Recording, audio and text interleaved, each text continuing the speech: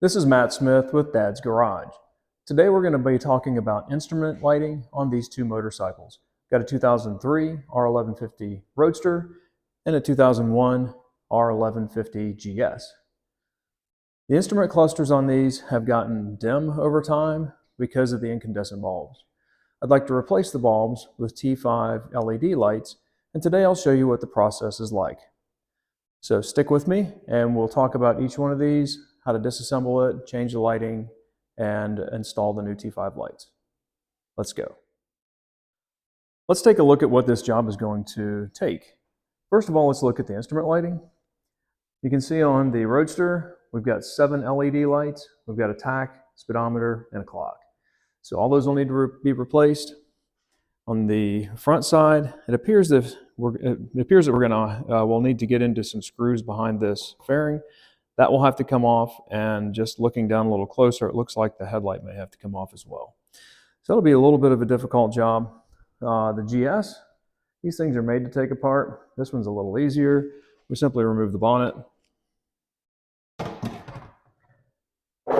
Inside you can see the plugs for the light bulbs are very easily accessed, and the instrument display similar, and we have a tach and a speedometer, but we have an LCD display as well. So what are we replacing and what are we putting in its replacement? So let's take a look at the lights and what we're going to be using to replace it. So I've got these Olig's lights that I got off of Amazon. They were about $8 for 10. So it is an auxiliary light, and you can see the code in this picture right here. The original lamp looks like this. It's just an incandescent light with a couple of spade terminals, and then the replacement will be this LED light, and we'll see how that performs for us. And this is the pack that comes in the box with all 10 of them in there. Okay, so I've taken the windshield off. Now I'm down to the headlight. We've got these two little cheek pieces right here that pull off just with rubber grommets and points. They go through the rubber grommets.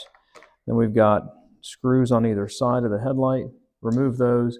Just keep in mind the order that you have these washers, because they are indexed washers, and you want to make sure you get those back in the same order.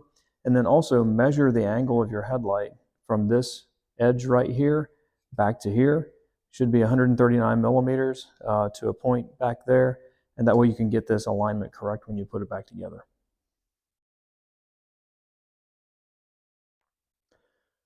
Under here, I have a surprise.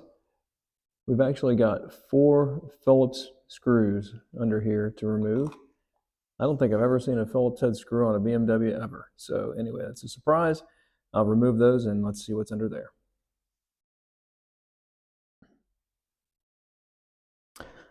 The instrument pods have these connections here that's like a sealed cap. Both of those have to come off.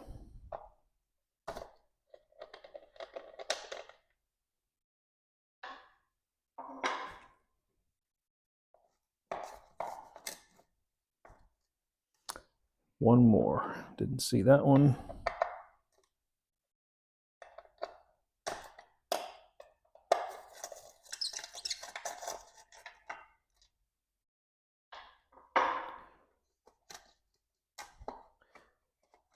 And it looks like I may have a little bit of work to get that out of there. Stay tuned. So it does come out of there, but just did discover that the speedometer cable has to be disconnected because it fits through this hole. Once that was disconnected, everything came right out. Now, as you can see, we have access to the instrument cluster lights, the indicator lights under here, and we'll begin working on those next. I'm going to do a darkness test. We'll just test this out to see what the lumens look like. Again, look at the dials. You can see they're kind of yellowed looking. The indicator lights are bright here, but in the sunlight they're not. So hopefully this is going to help the situation with the dials. Look into the GS.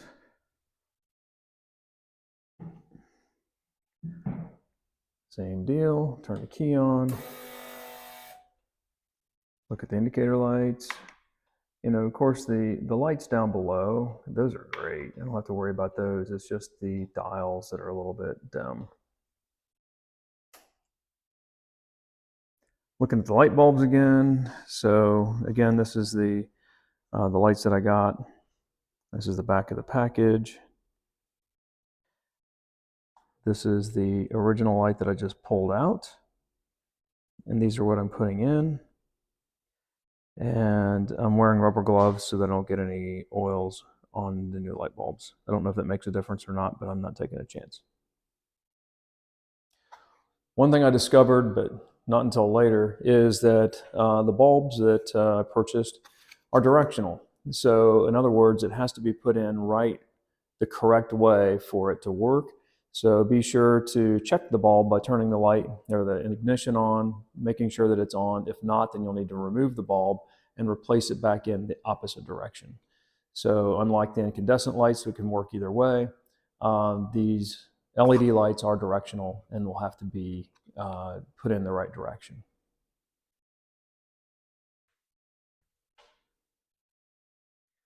Removing the bulbs is pretty easy. You see I have one out here already. You just reach in and just pull. They just kind of snap in there. Pull it out like that and just pull the bulb right out of the socket. Well, I can't do it with one hand, but anyway, that's how it's done. All right, so this is a little more than I expected, but it's not hard. It's just took a little figuring out. So it turns out the little lens that's in here, that has to push out from the front before the socket can be pulled out. So you have to kind of reach in here. I hope you can see this. I'm going to go ahead and push on this a little bit with a small blade, pull that out. And then once that's out, then you can reach in behind here and pull from behind and grab this. And once you get that out, then it's going to take a set of needle nose pliers to reach down in there. Don't know if you can see or not. Way down inside there is the bulb. So anyway, there's no way to get that out. I tried pushing the wires out and that didn't work.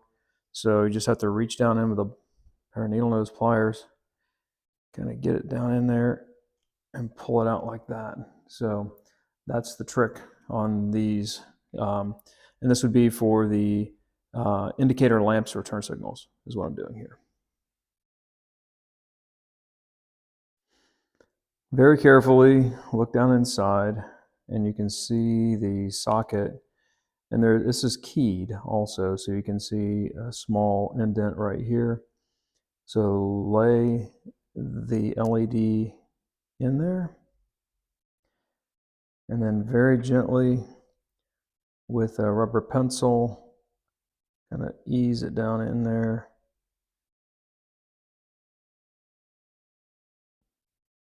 Push it into place. So the next step is that you need to put it in, and notice that it is keyed on the outside as well. And the indicator lights are also keyed. So you need to notice that there's a right and a left. Once you get it in, then the key on this fits up with the key on that when it goes together.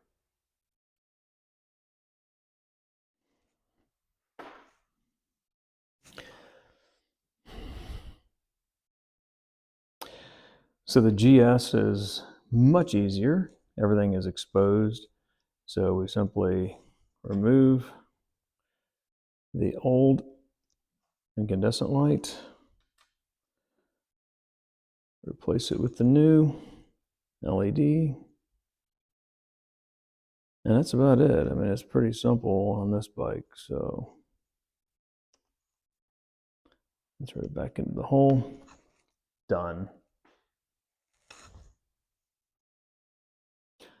All right, so now we get to do a check.